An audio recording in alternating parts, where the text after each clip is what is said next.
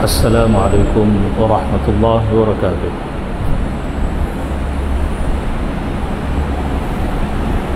الحمد لله رب العالمين. الحمد لله نحمده ونستعينه ونستغفره ونعوذ بالله من شرور أنفسنا من سيئات أعمالنا.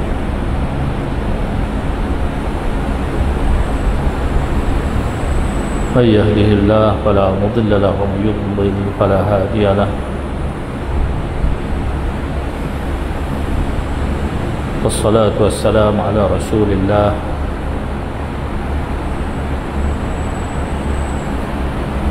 قال رب اشرح لي صدري ويسر لي أمري واحلل عقدة من لساني يفقهوا قولي.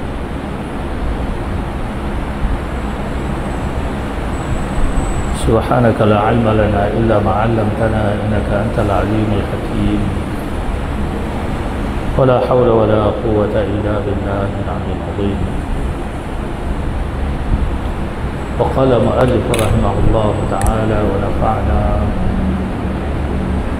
بعلومه في الدارين آمين. أما بعد, tuan-tuan sidang jamaah yang dikasihi sekalian, alhamdulillah, syukur kehadirat Allah Subhanahu wa taala, dipanjangkan umur kita dan diberikan kesihatan dapat kita hadir pada hari yang mulia ini, hari Sayyidul Ayyam, dan dapat pula kita hadir lebih awal sebelum azan al-Jum'ah. Mudah-mudahan kedatangan tuan-tuan lebih awal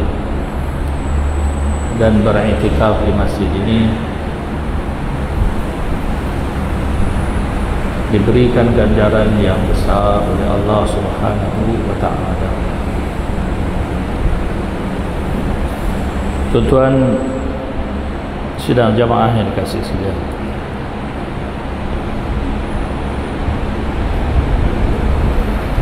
pada tengah hari ini saya ingin mengulas hadis-hadis tanda-tanda akhir zaman di dalam kitab yang berjudul Al-Isya'ah li Ashratis Sa'ah karangan Al-Alim Al-Allama Al-Muhaqqiq Al-Sayyid Muhammad bin Rasul Al-Barzanji Al-Husaini yang wafat pada 1103 Hijriyah. Mudah-mudahan dengan kita mendengar hadis-hadis Nabi sallallahu alaihi wasallam diturunkan barakah dan rahmah kepada kita semua yang hadir di masjid yang mulia dan juga di hari yang mulia ini. Selain daripada itu, dapat mengambil i'tibar daripada apa yang telah disebutkan oleh junjungan besar Nabi kita Muhammad sallallahu alaihi wasallam 1000 tahun yang dahulu. Nabi sallallahu alaihi wasallam adalah as-sadiq wal masduq, yang benar lagi dibenarkan. Apa yang disebutkan oleh Nabi sallallahu alaihi wasallam pasti benar dan pasti akan berlaku. Dan kalau kita meneliti daripada hadis-hadis Nabi ini, memang banyak yang telah berlaku pada hari ini dan juga akan berlaku pada masa yang akan datang. Di antara sabda Nabi sallallahu alaihi wasallam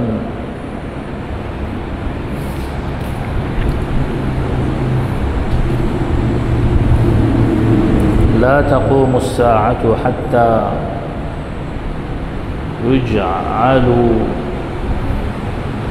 yuj'ala kitab Allah 'aran. Tidak datang kiamat sehinggalah kitab Allah itu tidak ada lagi menjadi satu perkara yang penting. Dan apa yang disebutkan oleh Nabi SAW pada hari ini telah menjadi kenyataan, di mana orang tidak ambil tahu tentang isi kandungan Al-Quranul Karim. Bahkan ramai di kalangan umat Islam pada hari ini bukan sahaja tidak memahami isi kandungan Al-Quran, bahkan membacanya juga ramai yang sudah lagi tidak mampu. Kalau ada pun yang boleh membaca Al-Quran, banyak pula kesalahannya dari sudut hukum tajwid. Bacaan Al-Quran itu diberikan pahala, bukan setiap ayat dan bukan setiap kalimah, bahkan setiap huruf diberikan ganjaran. Alif, Lam, Mim, ada 3 ganjaran di situ, yaitu ganjaran bagi alif, bagi lam, dan juga bagi mim. Sekiranya kita membaca Al-Quran tidak sebagaimana yang ditunjukkan dalam ilmu tajwid, maka bacaan kita bukan sahaja tidak mendatangkan pahala, bahkan mendapat laknat daripada Al-Quran itu sendiri. Rubba qari'in Al-Quran yal'anuh. Banyak orang baca Quran, tapi Al-Quran melaknat balik kepada si pembaca kerana tidak menjaga hukum hakam, undang-undang dalam bacaan Al-Quran. Jadi bacaan Al-Quran itu sendiri sudah ramai yang gagal. Betapa lagi memahami isi kandungan Al-Quran, betapa lagi mengamalkan isi kandungan Al-Quran, maka jauh lagi. Jadi apa yang telah diberitahu oleh Nabi SAW benar berlaku pada hari ini. Al-Quran sudah dipandang sebagai sesuatu yang hina. Kalau ada orang belajar Al-Quran, lebih suka kepada melagu-lagukan Al-Quran semata-mata. Belajar bagaimana untuk agar Al-Quran menjadi halua telinga semata-mata, dipertandingkan dan diperdengarkan berlawan-lawan dengan lagu, sedangkan isi kandungan Al-Quranul Karim tidak diendahkan dan tidak diamalkan. Inilah di antara tanda yang telah diberitahu oleh Nabi SAW. Bahkan pada hari ini ada orang-orang kafir yang sanggup menghina Al-Quranul Karim dengan memijak Al-Quranul Karim dan membakar Al-Quranul Karim. Selain daripada itu, Rasulullah SAW menyatakan lagi, wa yakunul Islam ghariban. Islam menjadi dagang. Islam sudah tidak lagi menjadi suatu kemuliaan. Pada hari ini kalau orang berpakaian cara barat dipandang mulia, tapi kalau berpakaian secara Islam tidak dipandang mulia. Orang lebih bangga berpakaian cara barat. Orang-orang perempuan ramai yang mendedahkan aurat. Mendedahkan aurat ini adalah bertentangan dengan ajaran agama Islam, terutama bagi kaum wanita yang mempunyai perundangan yang sangat ketat dalam berpakaian. Kerana orang perempuan ini boleh menjadi fitnah yang besar kepada orang lelaki. Jadi orang perempuan hendaklah mengenakan tutupan aurat yang lengkap. Kalau dia memakai pakaian jubah, maka hendaklah jubah itu longgar dan tidak transparan. Pada hari ini orang-orang perempuan meninggalkan pakaian yang longgar seumpama ini. Bahkan orang-orang perempuan kita lihat Ramai juga di Malaysia ini yang bertudung memakai hijab di atas kepala, tetapi tubuh badannya tidak berhijab. Kita lihat bertudung, namun orang perempuan mengenakan t-shirt seperti sarung nangka, timbul semua susuk daging di atas tubuh, dan mengenakan seluar yang ketat. Ini semua adalah hukumnya haram di dalam Islam. Bagaimana kita mahu memberi kesedaran pada umat Islam pada hari ini, yang kononnya bila sudah bertudung maka ia berhijab. Sebenarnya sekadar bertudung itu tidak berhijab. Bahkan pada hari ini banyak juga orang bertudung tapi tudung yang fashion, yang menutup sekadar tengkuk dan rambut. Adapun dadanya terbuka. Adapun tudung yang bersifat syar'i itu bukan sekadar menutup kepalanya, bahkan menutupi dadanya. Yudnina 'alaihinna min jalabibihinna. Inilah perintah Allah Subhanahu wa taala kepada kaum wanita agar melabuhkan tudungnya sehingga menutup dadanya. Namun pada hari ini bila sudah pakai tudung katanya berhijab. Belum lagi berhijab. Karena syarat-syarat hijab itu bukan sekadar kepalanya bertudung, bahkan tudungnya itu hendaklah menutupi dadanya, dan berpakaian dengan pakaian yang longgar sehingga tidak nampak susuk tubuhnya yang boleh membawa kepada fitnah pada kaum lelaki. Jadi orang pada hari ini, tuan-tuan, lebih bangga dengan cara barat, cara yang bukan Islam, dan berasa rendah diri, inferiority complex, bila mengenakan atau mengamalkan ajaran Islam.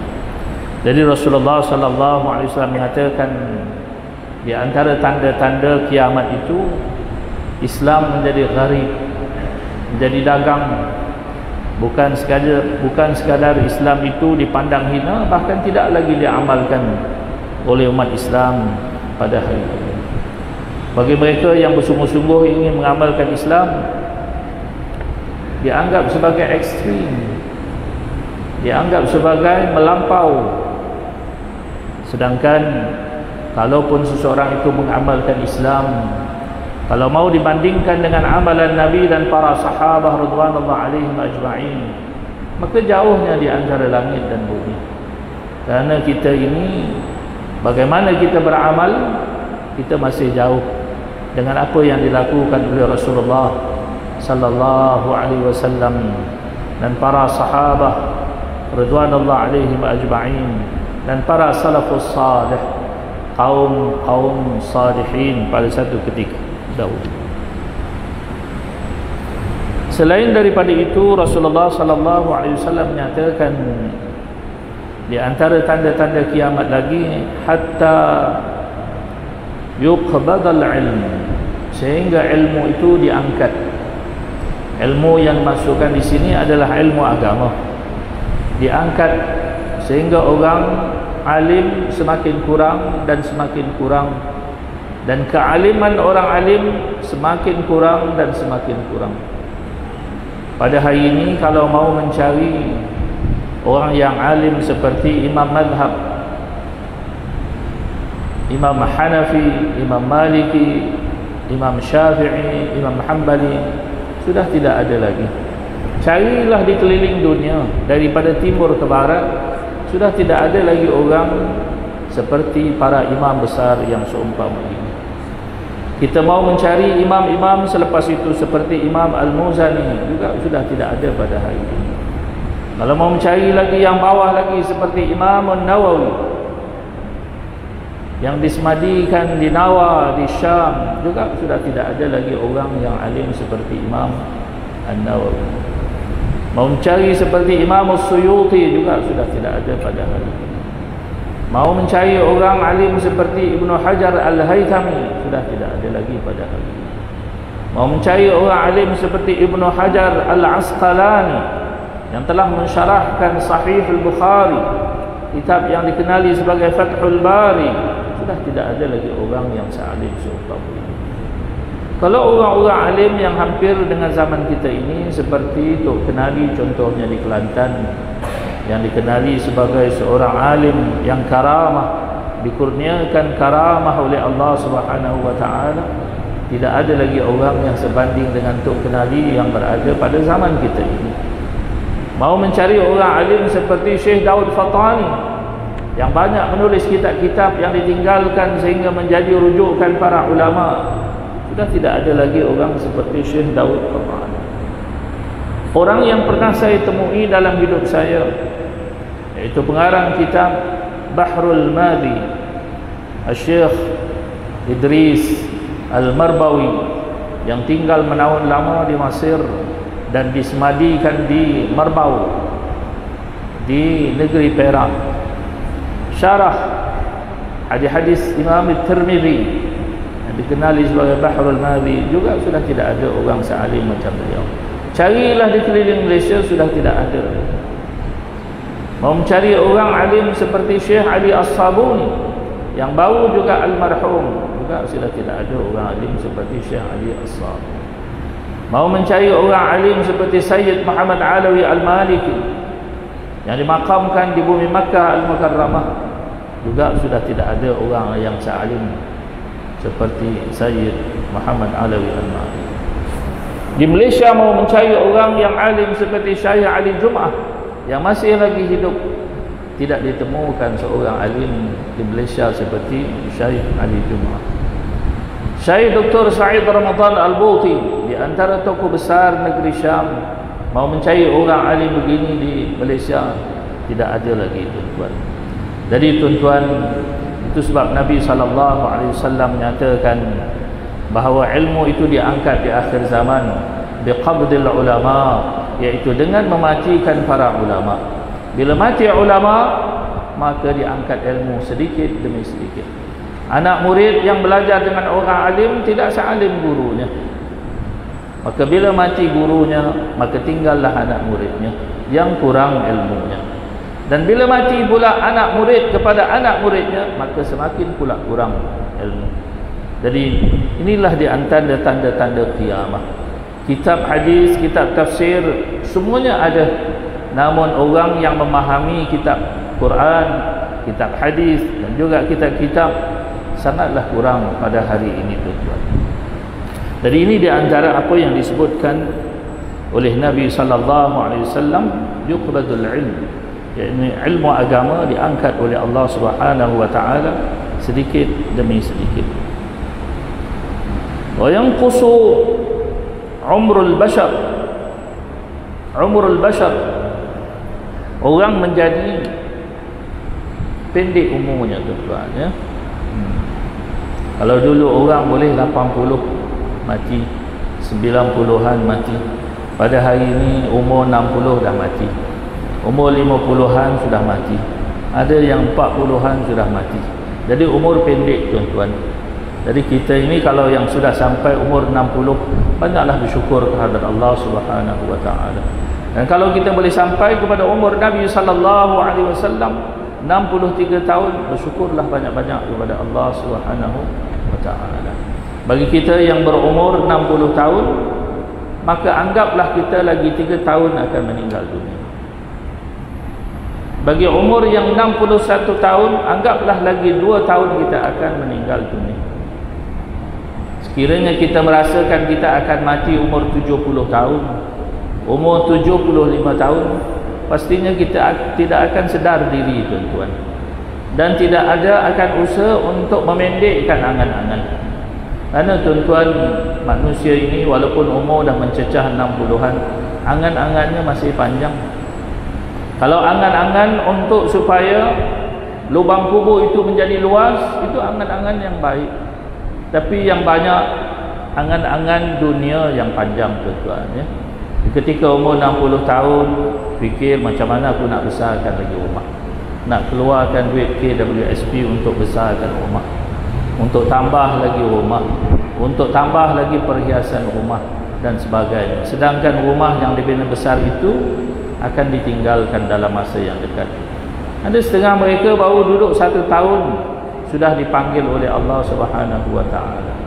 Alangkah beruntungnya orang tuan-tuan yang berusaha sebelum kematian untuk menjadikan kubur itu menjadi kubur yang luas dengan memperbanyakkan amal, dengan memperbanyakkan sedekah dan mendekatkan diri kepada Allah Subhanahu wa taala.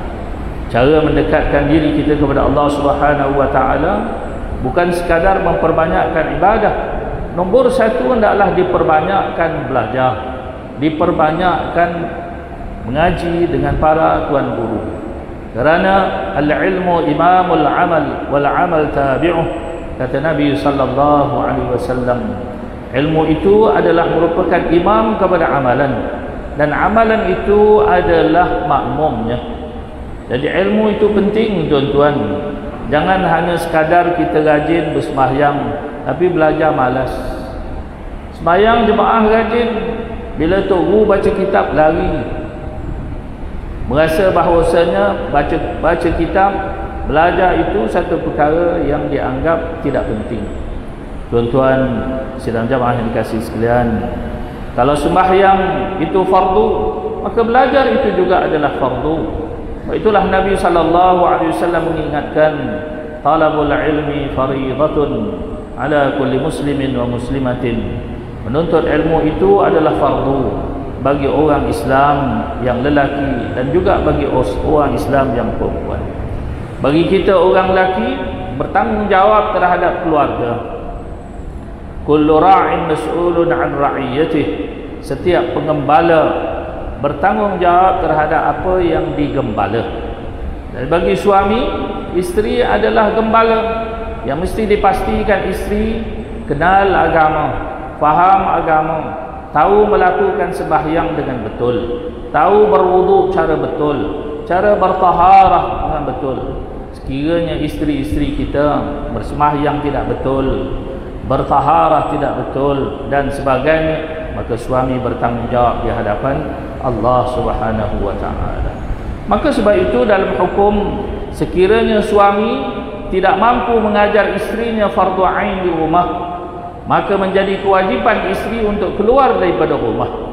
Walaupun suami tidak senang dan tidak membenarkan perempuan keluar daripada rumah, namun sekiranya suami tidak mampu mengajar, maka wajib dia keluar dan tidak dianggap berdosa bagi orang perempuan.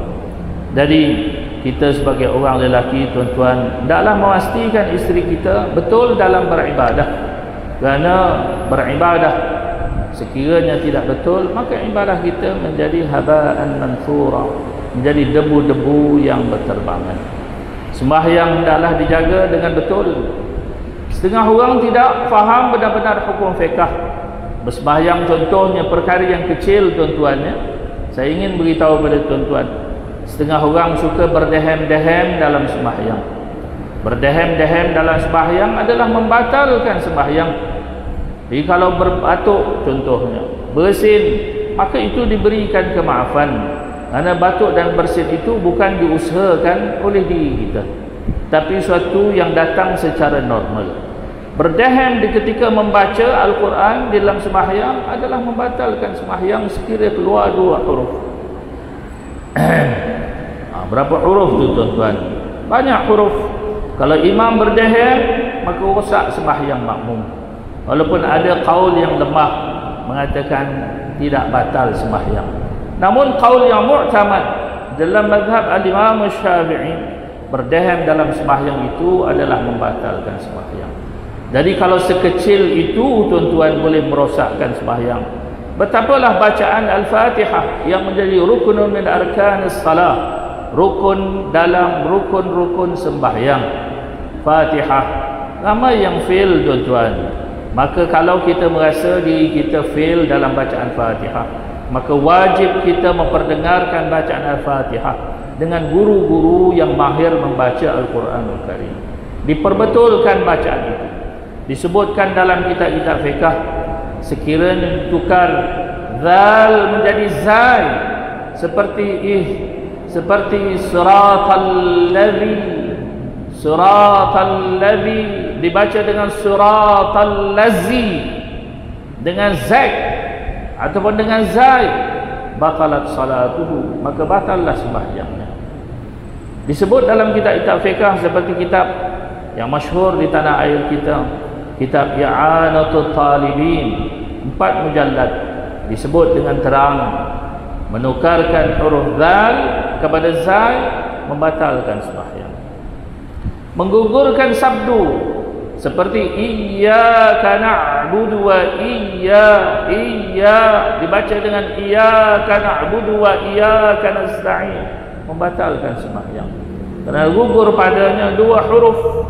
Setiap huruf yang bersabdu itu hakikatnya adalah 2 huruf. Sekiranya kita menggugurkan sabdu, maka tinggallah 1 huruf. Kalau 2 sabdu, maka 2 huruf. Setiap 1 huruf yang tergugur, maka batal sembahyang seseorang.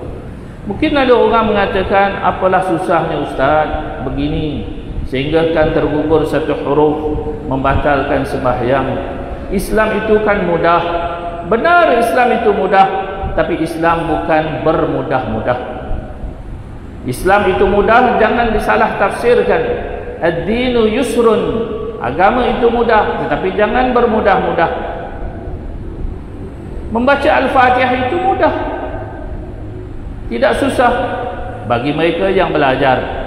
Bagi mereka yang tidak belajar, memanglah terkial-kial, menjadi susah dan sulit. Namun sekiranya kita senantiasa belajar dalam kita bersembahyang, terus kita belajar walaupun kita masih tidak betul dalam melakukan ibadah, mudah-mudahan Allah Subhanahu wa taala memberikan keampunan, memberikan keuzuran dalam ibadah yang kita lakukan. Namun sekiranya kita tidak berusaha, kita membiarkan diri kita bersembahyang dalam keadaan tidak betul bertahun-tahun lamanya, maka kita tidak ada keuzuran pada sisi Allah Subhanahu wa ta'ala. Dari tuan-tuan